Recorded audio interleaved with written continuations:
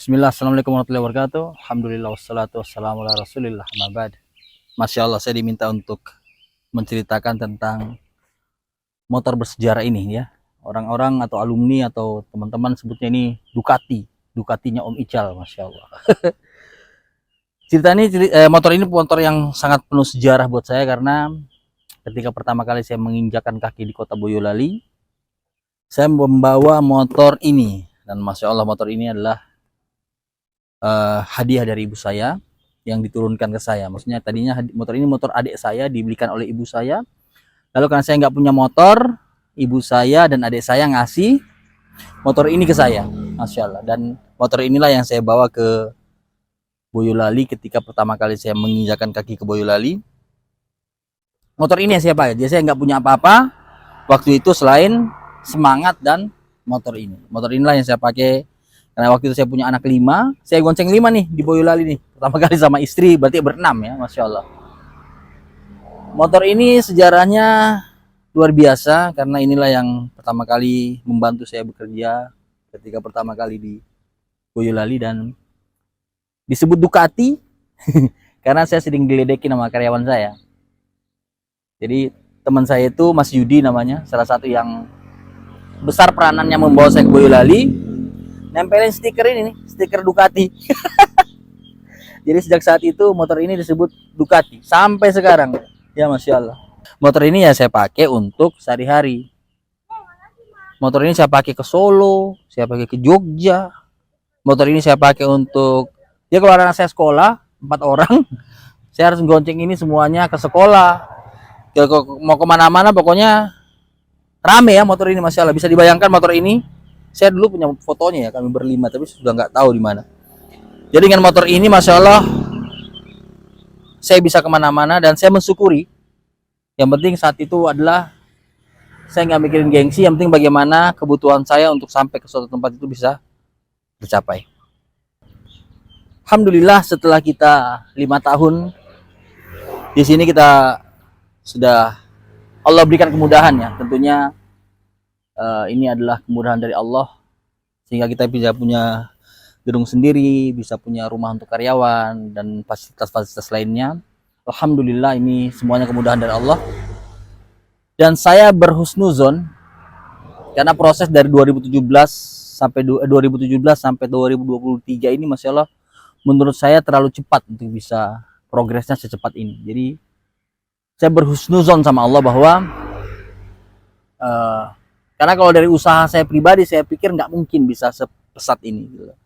Jadi saya berhusnuzon sama Allah bahwa ini adalah janji Allah karena saya ingat tahun 2015 waktu saya masih di Balikpapan saya dihadapkan sama 2 pilihan. Waktu itu karena saya baru hijrah, baru ngaji, lalu belajar ilmu yang akhirnya mengetahui bahwa ternyata riba itu tidak boleh ya. Bahwa punya utang bank itu nggak boleh. Dimana waktu saya di Balikpapan itu rumah, mobil, apalagi dan lain-lain semuanya dari leasing dan dari bank, Masya Allah. Jadi pada waktu itu saya dihadapkan ruko, bukan cuma rumah, ruko tempat saya berusaha pun dari bank. Saya dihadapkan usaha bahwa ternyata semua yang saya punya ini ternyata tidak baik, tidak boleh di mata Allah, diharamkan. Waktu itu saya bismillah bersama keluarga memutuskan untuk meninggalkan riba itu dan mulai semuanya dari nol. Dari punya rumah, punya ruko, punya mobil, lalu saat itu juga harus saya jual semuanya, lalu saya tidak punya apa-apa, lalu saya mulai dari nol. Sampai saya harus hijrah dari Balikpapan ke Lombok. Hijrah meninggalkan dan mulai dari nol. Dan waktu itu saya tidak ada berniat untuk bahwa ya Allah saya tinggalkan ini supaya saya dapat yang lebih banyak. Saya tinggalkan ini supaya saya dapat harta lebih melimpah. Wallahi waktu itu sama sekali tidak ada niat itu. Niat waktu itu cuma saya tidak ingin hidup bergelimang dosa karena hidup saya di masa lalu sudah sangat buruk. Ketika sudah mendapatkan hidayah, saya ingin bismillah, saya ingin maksimal meninggalkan semua yang membuat Allah murka gitu. Jadi Waktu itu bismillah saya dan keluarga meninggalkan riba itu, nol sama sekali, benar-benar nol, ya, tidak punya apa-apa.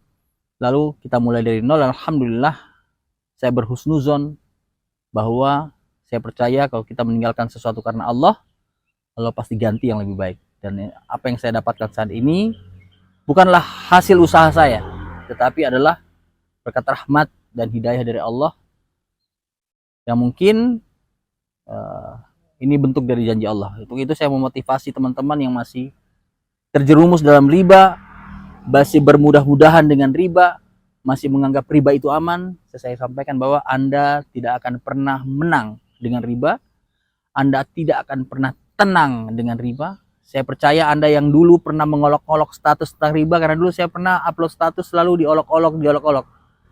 Beberapa orang dari yang mengolok-olok itu sudah inbox saya, ya, minta bantuan. Bang, dulu ninggalkan riba gimana? Karena ternyata sekarang dia terlilit riba. Dan yakinlah kalau Anda meninggalkan riba, Anda cuma akan ditakut-takuti oleh setan bahwa nanti Anda bisa makan, nanti akan susah begini, nanti akan susah begini. Tapi percayalah, kalau Anda meninggalkan sesuatu karena Allah, Allah pasti ganti lebih baik, dan Allah pasti berikan petunjuk dan kemudahan. Saya selalu bilang, apapun usaha Anda, kalau Anda konsisten di situ pasti sukses, insya Allah. Konsisten, komitmen. Mau apapun itu. Teman-teman lihat mungkin di sini ada singkong, ya. Walaupun cuma tanam singkong, tapi kalau Anda betul-betul punya konsisten, punya komitmen, paham marketing, ya, maka Anda bisa jadi juragan singkong. Ya, kalau satu singkong aja ditanam mungkin ya hanya cukup buat makan. Tapi kalau Anda konsisten, bisa jual, bisa produksi, bisa ekspor, bisa diolah, maka Anda bisa jadi seorang yang sukses walaupun hanya singkong. Apalagi Anda seorang teknisi handphone. Teknisi handphone itu bukan singkong. Satu kali repair bisa 100.000, bisa 300.000, bisa jutaan, dan Anda bisa merepair beberapa unit sehari. Jadi harusnya sukses itu mudah, karena servis itu duitnya gede. Tinggal Anda bisa konsisten nggak, bisa menjaga amanah nggak. Karena banyak teknisi ini menjadi tidak sukses karena dia tidak amanah. Handphone orang baik malah rusak, handphone orang harusnya ganti A malah ganti B. Intinya adalah kalau Anda bisa amanah, Anda bisa konsisten, Anda bisa komitmen, dan tentunya bertakwa sama Allah, insya Allah Allah pasti berikan kesuksesan dunia dan akhirat. Asal Anda bersungguh-sungguh dalam belajar, bekerja, dan beribadah. Semoga bermanfaat apa yang bisa sampaikan. Tidaklah ini saya sampaikan karena saya merasa lebih dari teman-teman, tapi ini hanyalah bentuk cinta saya kepada teman-teman semua, supaya bisa cepat-cepat meninggalkan riba, juga supaya bisa merasakan ketenangan dalam hidup, keberkahan dalam hidup. Assalamualaikum warahmatullahi wabarakatuh. Barakallahu fikum.